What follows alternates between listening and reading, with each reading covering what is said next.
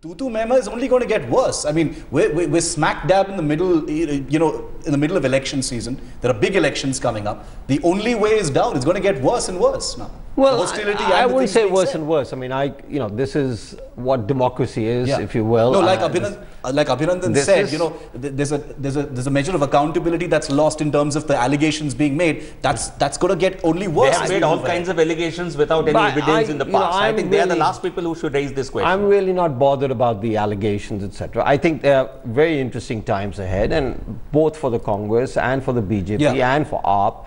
And one of the questions that we all have to try and diagnose or try and answer is, where is AAP? Let's assume for a moment, and I think it's a reasonable assumption, that AAP is going to go spread across the country and appeal to a lot of voters.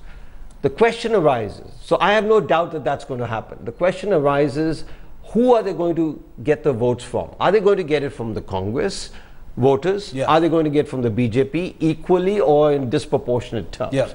That will define the election, if you will, and the prospects. Because if the Delhi example is repeated elsewhere, then I think it's really terrible news for the Congress. And it's really good news for the BJP.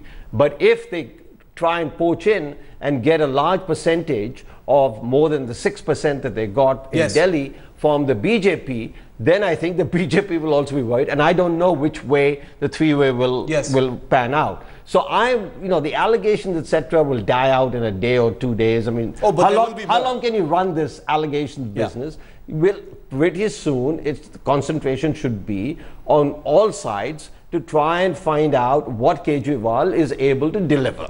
So therefore, I think for him, and for the Aam Aadmi Party, that is the most important question. Okay, Shiv Vishwanathan, GVL Narsimha Rao says this isn't a film, this is a trailer. You know, both the Congress and the BJP have consistently been accused of underestimating, you know, the Aam Aadmi Party, you know, virtually at every step. Do you see that continuing even at this stage? I mean, Arvind Kejriwal is the chief minister now. Look, let's take it clearly. Just look at the way the Aam Aadmi Party spokesmen are responding. They're clear-cut, they're confident, they're tentative, they're not making any major claims. I think that style is different from the carping of the BJP. The poor guys feel left out of history. They will stay out of history for a while. Arvind Kejriwal is going to make history whether he makes mistakes or not. I think what we are seeing is something new. To evaluate it in terms of the old, or talk about two great magnificent parties in their tradition, is quite boring. Kejriwal, even if he makes an interesting mistake, is more interesting than any BJP or congressman I can think of. And to me, that's enough. He is a friendly hypothesis, and he's going to prove himself.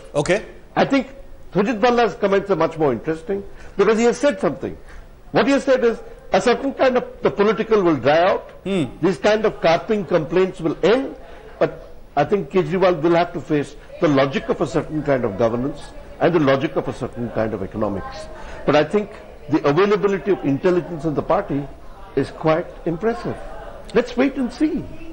Why are we giving report cards before the exams even Once again, he's calling you a worried BJP. Absolutely. I think I said this before. I think whatever potential Kejriwal had to expand beyond Delhi, I think that lays in tatters. His credibility. Anybody sitting anywhere in the country today will realize that a vote for Kejriwal is an indirect vote for Congress party. So I think we are certainly not worried. I think I want Shiv Vishwanathan as an independent observer, just watch out. This trailer, which holds great promise for the film, might turn out to be a D-grade film. So I wish him good luck, but it could even turn out to be a D-grade film, because there is absolutely nothing to substantiate the claims that they will deliver. I think what Shiv said, the other Shiv, was very true, and I've been you know, meaning to say that for a while, that all commentators and especially established political parties, they are attempting to predict everything based on a past the way it's been. This entire journey from the movement, from Arvind Kejriwal's NGO to the movement to party, has been anything but conventional. The way the government was negotiating with the India Against Corruption is how they were used to negotiating with the political party. They didn't realize they were up against people who were all or nothing. So there was no such thing. you've come with 10 demands, हमने 5 मान ली, अब आप 5 मान लो. Arvind said, if there are 10 unreasonable demands, हम 10 ही नहीं मानेंगे. For the first time, so that was the first. For the first time, support has been sought, not the supporting party saying, ये है हमारी मांगे. It is the one who is being supported saying, we don't want your support unless you agree to these. And that letter, sir, was sent to the BJP as well.